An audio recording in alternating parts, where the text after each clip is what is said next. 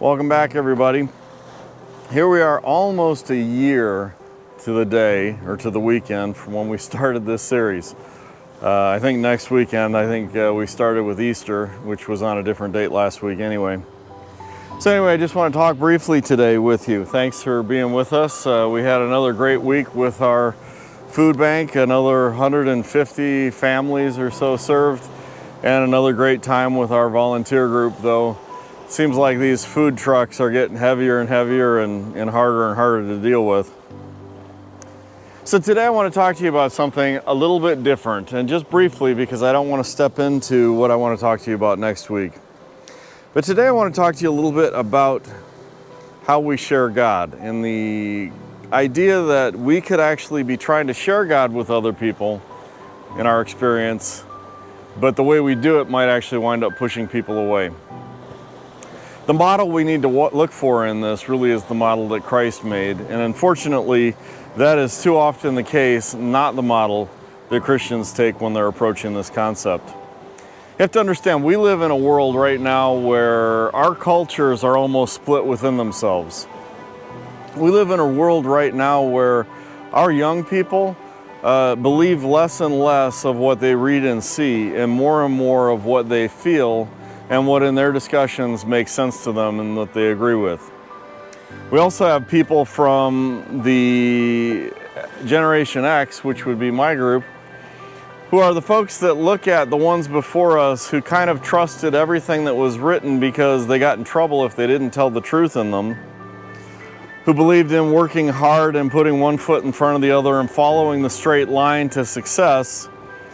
But we saw that not all of that was true, and so there was some question mark in our group too. And then we still today have that generation before of folks that believe that there is a way and a method and a process to get to where you need to be. Well, today I want to talk to you about this because it feels like outside of edutainment type, entertainment type churches are getting smaller and smaller as young people are getting less and less interested in the messages we have to share. We have challenges in our society today in understanding what is literal and what is not literal, what is truth and what is not truth, what is truth in our time or what is truth perceptively versus what we've always known to be true. And as Christians, as followers of Christ, we need to keep our eye on what's important.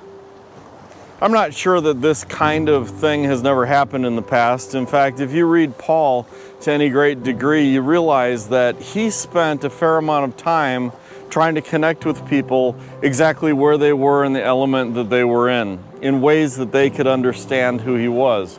In fact, if we look at that and then we look at Christ, we'll find that Christ also spent a good deal of time trying to reach people in their own terms and in their own ways. Pondering the onset of Easter, I can't help, and here's where I have to be careful that I don't step on myself for next week, but I can't help but look at the conversations between Christ and his disciples in the upper room, and then Christ and his disciples in the garden, Christ in his prayer with God, and Christ in his discussions with Pilate as Pilate was trying to determine what he was going to do with Christ. Pilate and Jesus' conversation is such an interesting one because Pilate comes from a non-Jewish perspective. And so when Christ approaches this discussion with him, he's very responsive to Pilate's views and his perceptions. As they carry on with their time together, Pilate just wants Jesus to tell him what truth is according to Christ, and Christ keeps on turning around and talking about how he's not a part of this world, but that if Pilate was believing in truth, if people were believing in truth, they would understand who he was and accept him for who he is. Well, truth becomes a crux point today, because as I said earlier, we're dealing with generations that have different ways of viewing this and different ways of coming by this. And so here we have this broad range of Christianity who believes that there is a truth and they understand it for what it is. And yet, when encountered with today's generation, if we're so matter of fact about things that we don't completely understand, we tend to lose credibility. And as much as it's not fair, I think we also need to consider the fairness in that too. Claiming to know everything about God is like claiming to understand everything in the heavens. No, it's not even like that. It's much more than that. Yet we tend to do it so cavalierly. See, the problem with you young people is you don't X, or you don't Y, or you don't Z. My producer is starting to try to avoid eye contact here behind me. The problem with you young people today is that you just don't accept it for what it is and get in line and do what you're supposed to do. And every time we say that, what they recognize is that we're talking above our level. We don't know everything there is to know about God. We don't know the way He interacts and reaches, and frankly, we don't even necessarily know the way He's reaching out to today's generation. And so when we hit them with our perspective and our judgmentalism and our approach, it comes off as very hypocritical. Yeah, hypocritical. We've become very good at hiding our own sins and our own deficiencies and pointing at someone else's problems because it's so much easier to make those connections. Boy, you could just get closer to God if you would give up this or give up that, or stop talking this way or stop talking that way. If you could just understand that what I'm telling you is right and live by it and accept it and be it, that would be great. I remember many, many years ago seeing a video titled, "This Is Who I Am." And I know the woman who was in the video was a millennial of an older era than I think today's, but she wore clunky shoes and had kind of a little bit of a gothic look. But she came out and she talked about how interested she and many in her generation were in being involved in church and Christianity, but not necessarily in the way we want them to be. And by just giving them little fragments of participation, it tells them that what you need to do is pay attention to what I want you to pay attention, and then once you're just like me, you can be a part of this.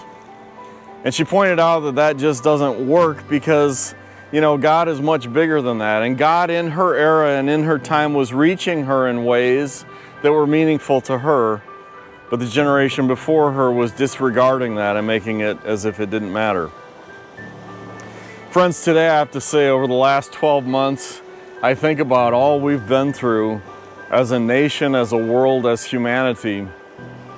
If we haven't learned that what we don't know is as critically important as what we do know by now, we may never learn it. But I have to tell you, beyond that, watching the media and social media and the way people have interacted, watching politics enter into our story, seeing one side talk about what you can do and you can't, and the other side just disagreeing with that side one way or another. I could even tell you that if we were all being true to ourselves, we would go back and look and recognize that leaders literally switched places over the last 12 months on us. I think 6 months ago, we had half saying, we're gonna make a vaccine and it's gonna be great and you all will be excited to get it, with the other half saying, I don't trust it because it comes from those people and they're not right. To changing power and having the opposite side say, now we have a vaccine, you all need to get it, and the other side saying, well, I don't trust them and it's not right. If you can't connect with that and understand that today our messaging matters so much in consistency, we'll never be able to reach people, we'll never be able to stand on truth. Christ was so critically focused not on playing politics or on hammering in a point that was important to him, but on reaching people where they were. I want you to consider this for a moment, just briefly, 2 women. One was the woman caught in prostitution. I want you to understand that it's easy to give her grace in all things, and yet if you look at her experience after that, she never felt like she was a good enough person. She recognized sin in her life. And yet in Christ there was no condemnation.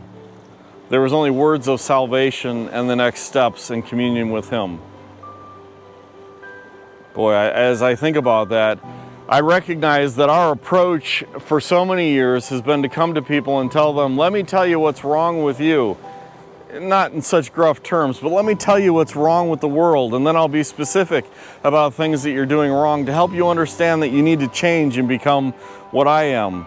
But how incredibly pompous for me to take that position when I have my own problems in life. And I recognize God's grace shines on me every day in my problems. How much better would it be for me to reach out to people today in that same grace that I feel and experience? The other woman is the woman at the well.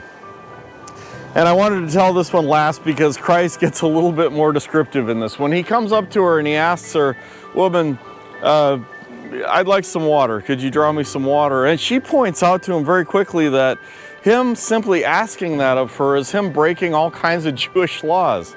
She goes on in the story to point out to him that these are Jewish laws. She even points out that she recognizes as a rabbi, when he asks her if she worships God, she can't because people like him won't allow her to. They don't find her acceptable to come and worship in Jerusalem. And so she sees herself as an outcast. Again, with this woman, though, he recognizes her deficiencies and he uses them to point out that he knows who she is, he doesn't do it in a way that is condemning to her. Rather, he does it in a way of showing her that it doesn't matter that she has those deficiencies. She is still being called to be a part of the family of God. It's so easy for us to greet people that we don't understand with a hammer or a bat saying, "Just get in line and I'll make you like me, and then you'll be okay for God." But to take Jesus' perspective, I want you to consider his words to the woman. "Woman, if you knew who I was and what the kingdom of God is, you'd be asking me for water." In other words, you'd be asking me for the blessing that I have for you today. Christ didn't come with a hammer. He came with arms of comfort, a heart full of love, and grace that he said comes from Father above.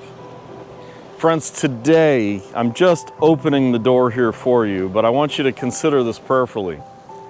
Let's think about reaching out to today's generation, not with our bats swinging or our hammers or our judgments about the way they think or talk or do or what they watch or what they want to get involved in, but with the arms of love and the embrace of grace that Christ brought to people who didn't understand who God was. Because the truth of the matter is, this is too important to let go. In the world we live in, where our politicians and our media change places with the wind, we as Christians need to be focused on the God who saves and the God who never changes in his undying love and patience with the world around us. I thank you, I love you, and we'll see you next week. Bye-bye.